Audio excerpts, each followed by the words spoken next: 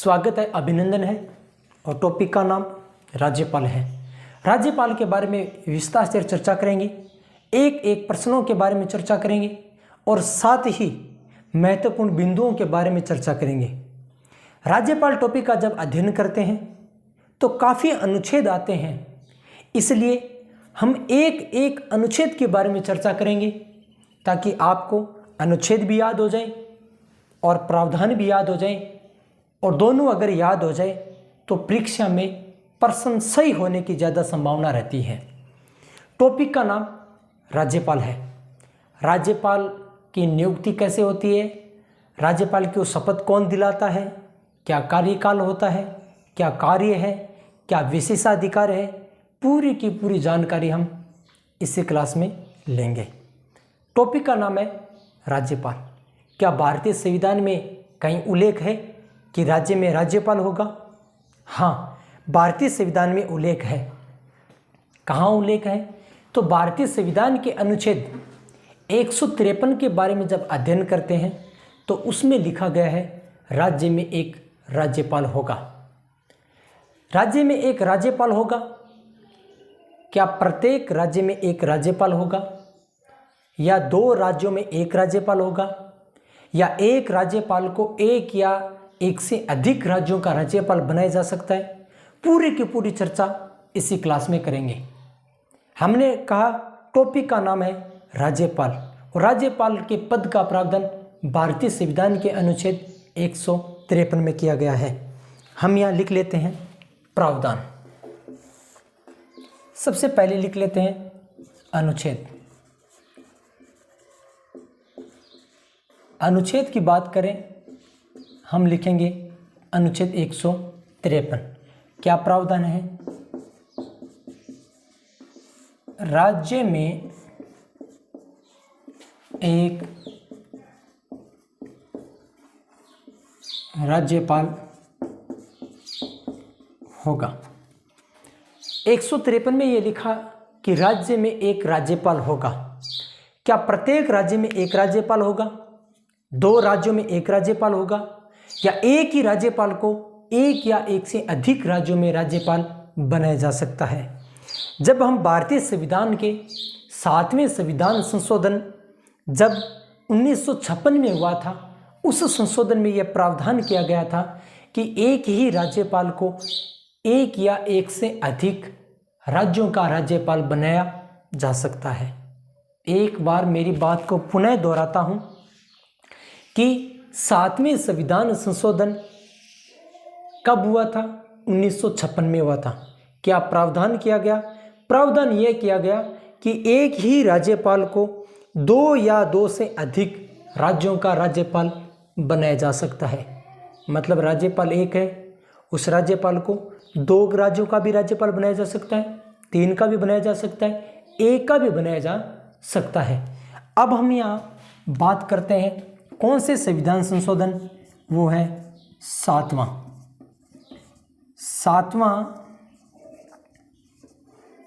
संविधान संशोधन अधिनियम 1956। ये कब हुआ था? 7वां संविधान संशोधन 1956 हुआ। क्या प्रावधान किया गया कि एक ही राज्यपाल को दो या दो से अधिक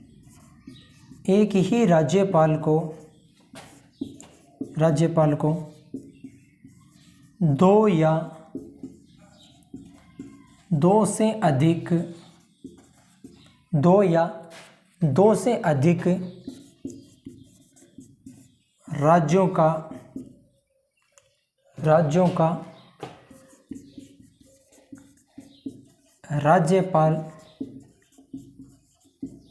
बनाया जा सकता है। कि एक ही राज्यपाल को दो या दो से अधिक राज्यों का राज्यपाल बनाया जा सकता था। ये मूल संविधान में था, यह बाद में जोड़ा गया। तो आपके सामने है, ये 7वें संविधान संशोधन अधिनियम 1956 में जोड़ा गया था। अब हम बातचीत करेंगे अगली, और अगला अनुच्छेद हमारा भारतीय संविधान का अनुच्छेद 154। अगर भारतीय संविधान के अनुच्छेद 154 में क्या प्रावधान किया गया है? तो प्रावधान ये किया गया है कि राज्य की कार्यपालिका शक्ति राज्यपाल में निहित होगी, कि राज्य की समस्त जो कार्यपालिका शक्ति है वो किस में निहित होगी? तो वो राज्यपाल में निहित होगी। और इस शक्ति का वो प्रयोग वो स्वयं कर सकता है या अपने अधीनस्थ अधिकारियों कर्मचारियों के माध्यम से कर सकता है। हमारा जो महत्वपूर्ण बिंदु है वो यह है कि राज्य की कार्यपालिका शक्ति वो किस में निहित होगी? तो राज्यपाल में निहित होगी। ये कहाँ लिखा गया है? भारतीय संविधान के अनुच्छेद 154 में लिखा गया है। क्या लिखा गया 154 में? कि राज्य की समस्त कार्यपालिका शक्ति राज्यपाल में निहित होगी। इसका प्रयोग वह स्वयं कर सकता है या अपने अधीनस्थ कर्मचारियों के माध्यम से कर सकता है। तो हम यहाँ लिख लेते हैं भारतीय संविधान के अनुच्छेद 154 के बारे में। अगर हम बातचीत करें भारतीय संविधान के अनुच्छेद 154 का, अब हम पढ़ते हैं क्या क्या प्रावधान किया गया है। हमारा अनुच्छेद है 154। क्या प्रावधान किया गया है? कि राज्य की समस्त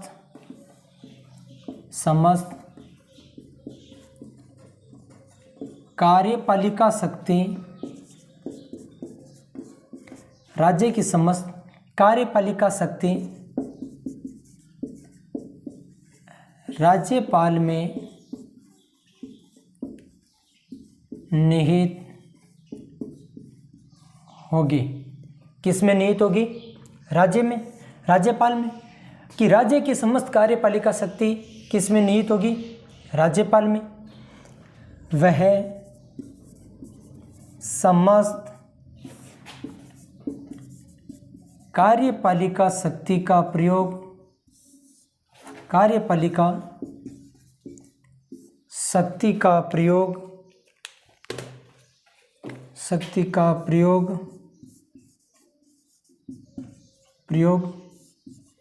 या तो स्वयं करेगा या अधीनस्थ कर्मचारियों के माध्यम से करेगा। कि समस्त कार्यपालिका जो शक्ति है इसका प्रयोग या तो राज्यपाल स्वयं करेगा या अपने अधीनस्थ कर्मचारियों या अधिकारियों के माध्यम से करेगा। ये हमारा अनुच्छेद 154 के बारे में। अब हम बातचीत कर रहे हैं, आपने लिख लिया होगा कि राज्य की समस्त कार्यपालिका शक्ति राज्यपाल में निहित होगी।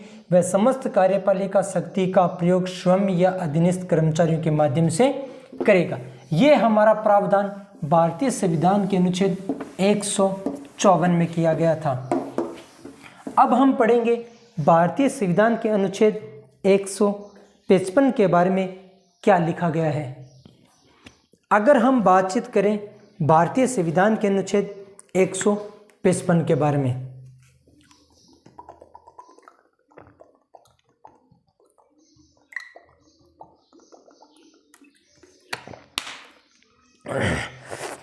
एक 155 में क्या लिखा गया है, क्या प्रावधान किया गया है, तो पूरी की पूरी जानकारी अभी हम यहाँ लेंगे। 155 में राज्यपाल की नियुक्ति का प्रावधान किया गया है। अब राज्यपाल की नियुक्ति किस प्रकार होती है? क्या कोई कॉलेजियम है या कॉलेजियम नहीं है, या किसकी अनुशंसा की जाती है, या इसकी नियुक्ति कौन करता है, कौन इनको शपथ दिलाता है, पूरी की पूरी जानकारी अभी इसी क्लास में लेंगे। राज्यपाल की नियुक्ति राष्ट्रपति द्वारा में की जाती है। कौन करता है? राष्ट्रपति करता है। अब व्यवहार में क्या होता है कि राष्ट्रपति किसी व्यक्ति की नियुक्ति करता है, लेकिन वास्तविक रूप से वो मंत्रिपरिषद की सलाह पर करता है। इसका मतलब ये हुआ कि जो मंत्रिपरिषद होती है उनकी सलाह पर वो नियुक्ति करता है, या मंत्रिपरिषद अनुशंसा करती है कि अनुशंसा ये लिखा हुआ नहीं है, लेकिन व्यवहार में यही होता है कि मंत्रिपरिषद कहते हैं कि इस आदमी को राज्यपाल बना दो, तो फिर वो राष्ट्रपति उसकी क्या कर देते हैं? नियुक्ति। लेकिन हमें तो याद यह रखना है कि राज्यपाल की नियुक्ति राष्ट्रपति द्वारा की जाती है। राज्यपाल की नियुक्ति कौन करता है? राष्ट्रपति करता है। क्या यह प्रावधान हमने कहीं से ग्रहण किया है कि राज्यपाल की नियुक्ति होगी? तो ये जो प्रावधान है ये हमने कनाडा से ग्रहण किया है। क्या किया है? राज्यपाल की नियुक्ति का प्रावधान ये हमने कहाँ से ग्रहण किया है? कनाडा से ग्रहण किया है। अब क्या होता है? अब हम बातचीत करेंगे कि नियुक्ति किस प्रकार होती है। तो पहले हम भारतीय संविधान के अनुच्छेद 155 के बारे में लिख लेते हैं। 155 में उल्लेख है नियुक्ति के बारे में। किसकी नियुक्ति? राज्यपाल की। और नियुक्ति कर्ता कौन है? तो इसका नाम है राष्ट्रपति। राष्ट्रपति साहब राज्यपाल की नियुक्ति करते हैं। राष्ट्रपति साहब क्या करते हैं? राज्यपाल की नियुक्ति करते हैं। और ये जो यहाँ प्रावधान है ये प्रावधान कनाडा से ग्रहण किया है। ये प्रावधान कहाँ से ग्रहण किया हमने? कनाडा से ग्रहण किया है। ये पूरा का पूरा जो प्रावधान है हमने कनाडा से ग्रहण किया है कि भारतीय संविधान के अनुच्छेद 55 में लिखा है कि राज्यपाल की नियुक्ति होगी। राज्यपाल का मनोनयन नहीं होगा, निर्वाचन नहीं होगा, क्या होगा? नियुक्ति। और नियुक्ति कौन करता है? राष्ट्रपति करता है। और ये जो प्रावधान है ये हमने कनाडा से ग्रहण किया है। अब हम बातचीत करेंगे भारतीय संविधान के अनुच्छेद 155 के बारे में, जिसमें कुछ और चीज़ें भी लिखी हुई है। इसमें लिखी गई है कि राष्ट्रपति राज्यपाल की नियुक्ति के संदर्भ में वारंट जारी करते हैं। साथियों, कई बार प्रश्न पूछा जाता है कि राष्ट्रपति किसकी नियुक्ति के संदर्भ में वारंट जारी करते हैं। तो कुछ और भी महत्वपूर्ण पद है, लेकिन हमें यहाँ याद रखना है राज्यपाल, कि राज्यपाल के संदर्भ में क्या राष्ट्रपति वारंट जारी करता है? तो हाँ, राज्यपाल के संदर्भ में राष्ट्रपति वारंट जारी करता है। अब ये बात रही कि राष्ट्रपति साहब ने वारंट जारी कर दिया, लेकिन ये राष्ट्रपति साहब जो वारंट है ये किसको भेजते हैं? इसको कौन पढ़ता है? हमें कैसे पता चलता है कि राजस्थान में, उत्तर प्रदेश में या कहीं भी किस व्यक्ति की नियुक्ति राज्यपाल के पद पर हुई है? तो राज्य का जो मुख्य सचिव होता है वो ये वारंट को पढ़ता है और पढ़ के सुनाता है कि इस पद, जो राज्यपाल का जो पद है, इस पद पर निम्नलिखित व्यक्ति आया है या उनकी नियुक्ति हुई है। तो यहाँ 155 के बारे में कुछ और भी महत्वपूर्ण बिंदु है, उसको भी हम यहाँ साथ साथ में लिख लेते हैं। क्या है 155 में? और कि राष्ट्रपति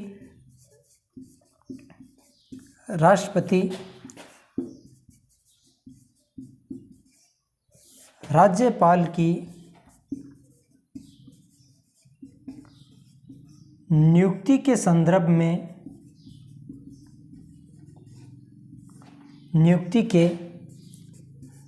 में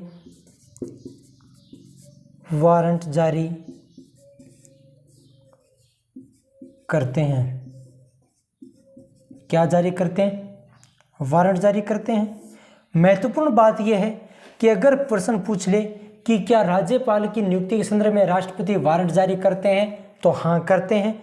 और इसमें लिख दें, इसको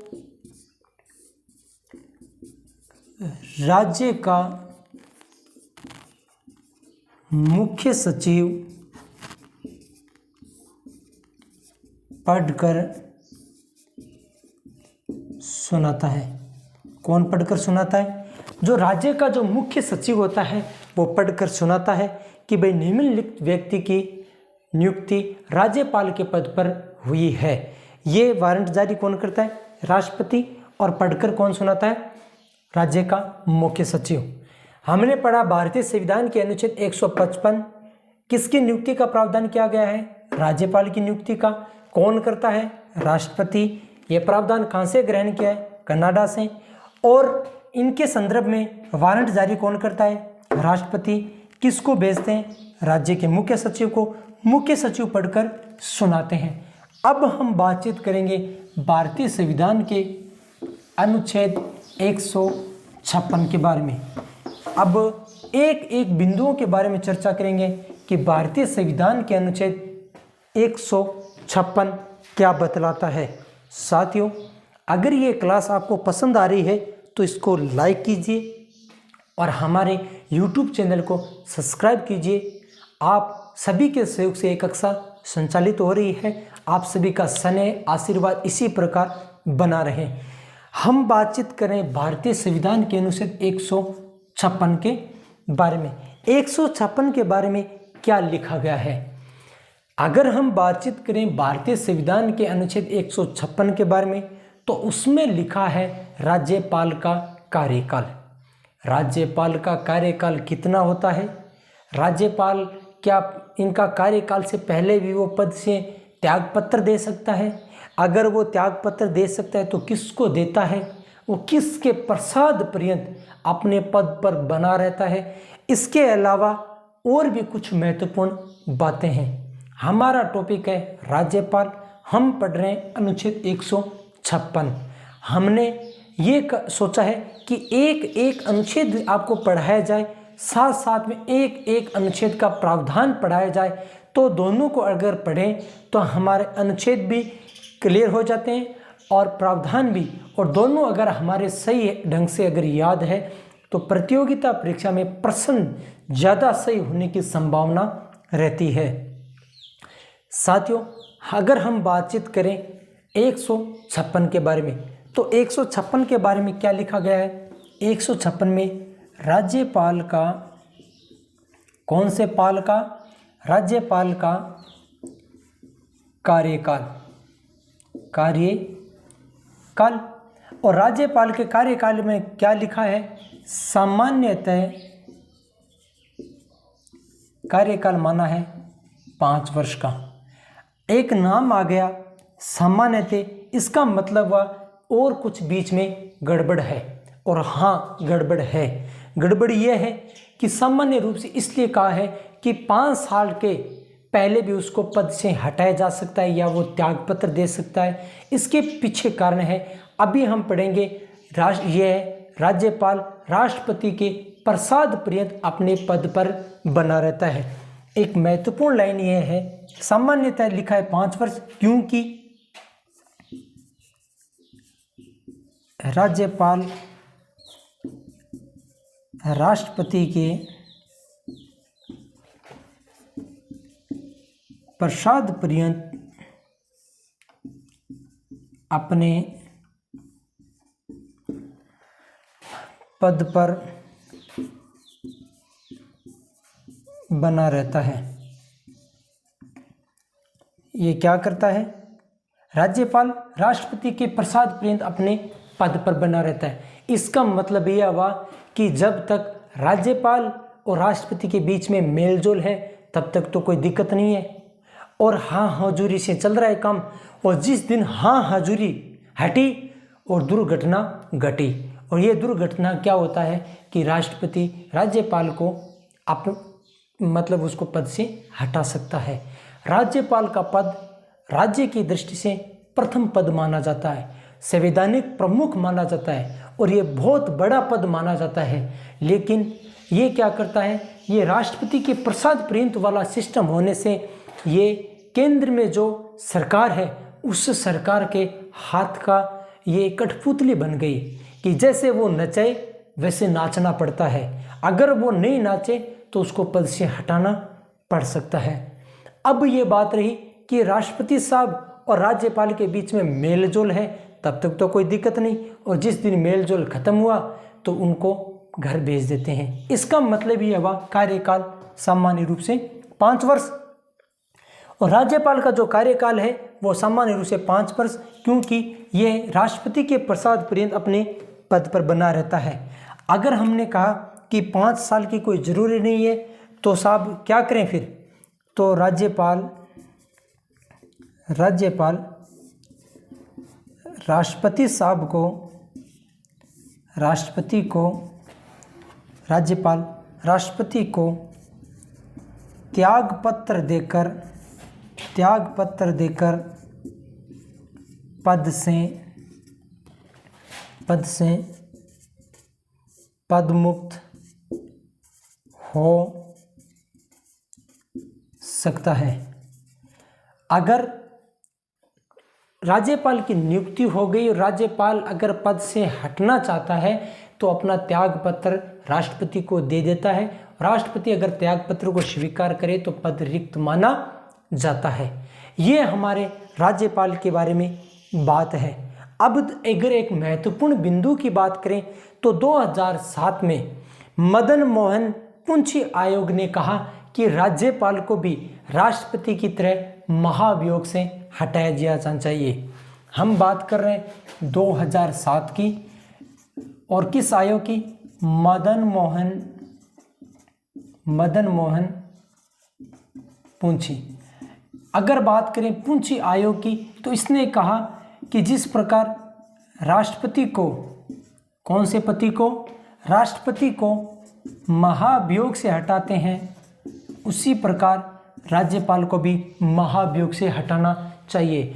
नहीं तो राज्यपाल का तो कोई कार्यकाल ही नहीं है। जब मर्जी आए केंद्र सरकार की तब वो क्या कर देता है, अपने हाथ का नमूना बनाकर उसको क्या करता है, वैसे नचवाता है और उसको पद से हटा देते हैं। ये तो एक राज्य का महत्वपूर्ण पद माना जाता है। एक महत्वपूर्ण पद होने के नाते संविधान का रक्षक माना जाता है, राज्य में संवैधानिक प्रमुख माना जाता है। लेकिन फिर भी इनका पद इतना गरिमा में होने के बावजूद भी बना दिया है इन लोगों ने। तो अब इन्होंने मदन मोहन पुंछी आयोग 2007 में कहा कि राष्ट्रपति को महाभियोग से हटाते हैं, वैसे के वैसे राज्यपाल को भी महाभियोग से हटाना चाहिए। साथियों, भारतीय संविधान के अनुच्छेद 153, 154, 155, 156 चार अनुच्छेदों के बारे में विस्तार से चर्चा की है, अध्ययन किया है। अब मैं मेरी वाणी को विराम देता हूँ। आगे की क्लास में एक एक अनुच्छेद को लेकर अध्ययन करेंगे, पढ़ेंगे और हमारे चैनल को तो सब्सक्राइब आपने कर दिया होगा। Thank you. जय हिंद, जय भारत माता, जय माँ सरस्वती।